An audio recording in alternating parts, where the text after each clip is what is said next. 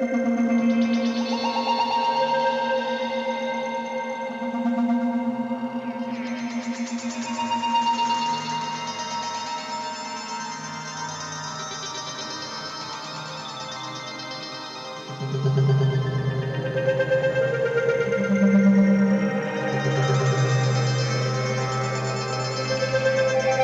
laughed when he first laid out the plan.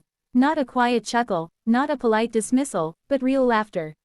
The kind that echoes across a war tent, bouncing off maps and steel helmets, carried by men who had seen battle and believed they already knew everything there was to know about war.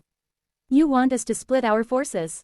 One officer scoffed. "Outnumbered, outgunned, and you suggest we divide?" Another leaned back, arms crossed, shaking his head. "This isn't strategy, it's suicide." He didn't respond right away.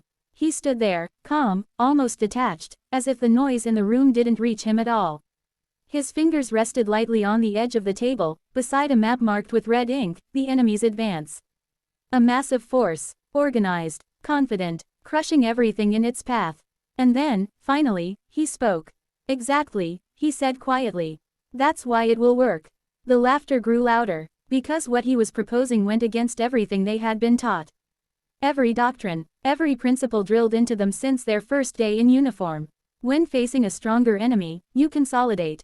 You defend. You hold ground. You do not scatter. You do not bait. And you certainly do not make yourself look weak on purpose. But he wasn't interested in fighting the enemy's war. He wanted to change the rules. "Their strength is also their weakness," he continued, now tracing a line across the map. "They rely on momentum. They expect resistance, direct, predictable resistance." One of the senior commanders interrupted. "So your solution is to give them what they want? Open ground?" "No," he said, looking up. "My solution is to give them what they think they want." That shut the room up.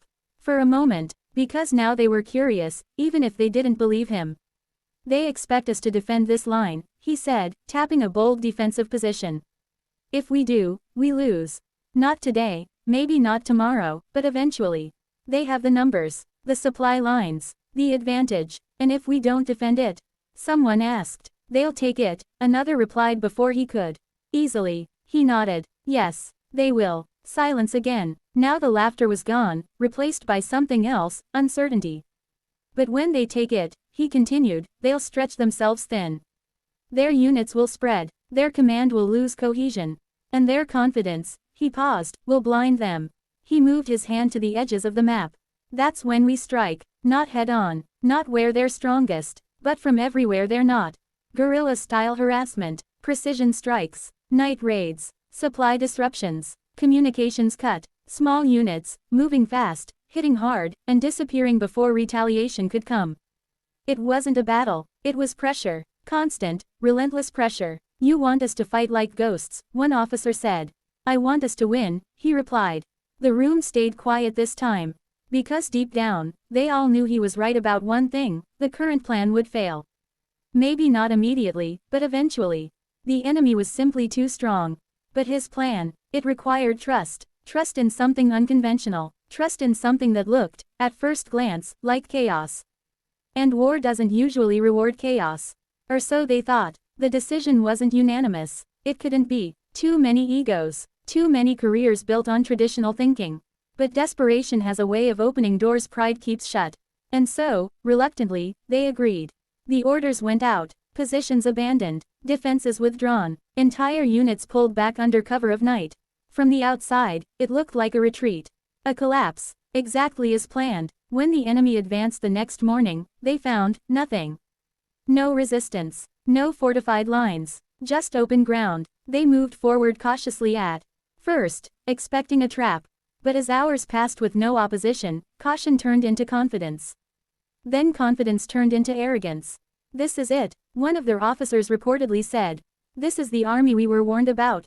They pushed deeper, faster. Their lines stretched longer. Their supply convoys lagged behind. Communication became fragmented. And still, no resistance. Until the first strike. It happened at night. A supply convoy, moving through a narrow pass, suddenly engulfed in chaos. Explosions from the front, gunfire from the sides, darkness everywhere. By the time reinforcements arrived, it was over. The attackers were gone. No clear direction. No identifiable force. Just destruction and confusion. The next night, it happened again. Different location. Same result. Then again. And again. Small units hitting isolated targets. Never staying long enough to be pinned down. Never engaging in prolonged fights. Always disappearing before the enemy could respond effectively. At first, the enemy command dismissed it. Harassment, they called it. Insignificant. But the attacks didn't stop. They increased. More frequent. More coordinated. More disruptive. Supply lines began to fail. Fuel shortages. Ammunition delays. Units going days without proper communication. And with each passing day, frustration grew. They tried to adapt. Sent out patrols to hunt the attackers. But the attackers were never where they were expected to be. They struck unpredictably, using terrain, timing, and deception. It was like fighting smoke. You could see the effects. But you couldn't grab hold of it. Morale began to drop, not because of massive losses, but because of constant uncertainty. No rest, no safe zone, no clear enemy to confront. And that's when the second phase began. Coordinated strikes. Multiple units, hitting multiple targets at once. Communication hubs. Command posts. Key supply depots. All within the same night. The enemy, already stretched thin, couldn't respond effectively. Their command structure started to crack. Orders delayed. Conflicting information. Units acting independently, without coordination. Exactly what he had predicted. And then, when they were at their weakest. The final move. A concentrated assault. Not scattered this time. Focused. Precise. Every available unit brought together for a single objective. They hit the enemy's central command. Hard. Fast. Decisive. The enemy, already disoriented and weakened, couldn't hold. Within hours, what had once been a powerful, advancing army was in full retreat. Not organized. Not strategic. Just retreating. Trying to escape the pressure that had slowly, methodically, broken them. And just like that, it was over. The same officers who had laughed weeks earlier now stood in silence. Not because they didn't understand what had happened, but because they finally did. It shouldn't have worked, one of them said quietly. He didn't smile, didn't celebrate, he simply looked at the map again, now covered in new markings. Not red advances, but blue control. It worked, he replied, because they thought we were playing their game. He paused. We weren't. That was the lesson, not just about war, but about thinking. Because the greatest strength isn't always firepower, or numbers, or even experience. Sometimes, it's perspective, the willingness to see what others refuse to see, to do what others are too afraid to try, to risk looking foolish, in order to achieve something extraordinary. They laughed at his tactics. Until those tactics dismantled an entire army. And by the time they realized what was happening, it was already too late.